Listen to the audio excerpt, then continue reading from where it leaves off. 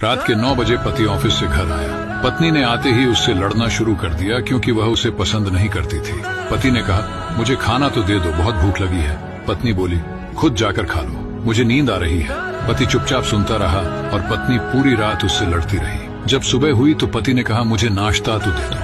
पत्नी ने गुस्से में कहा, मैं तुझसे तंग आ गई हूँ, तू मर जाए। पति कुछ नहीं बोला और चुपचाप ऑफिस चला गया। पत्नी अपने बच्चों को स्कूल से लेकर वापस आ ही रही थी तो उसने देखा घर के सामने भीड़ लगी हुई थी।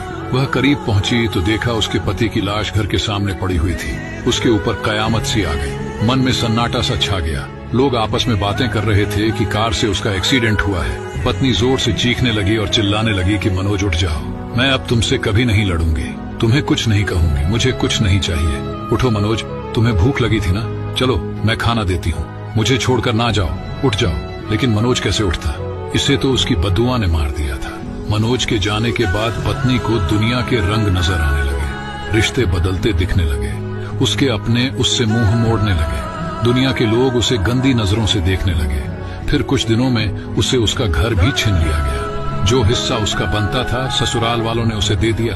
पति के मरने के बाद उसे एहसास हुआ कि पति जैसा भी हो, चाहे पसंद का हो या नापसंद का, लेकिन औरत के सर का ताज होता है। अगर सहमत है तो कमेंट में यस जरूर लिखें।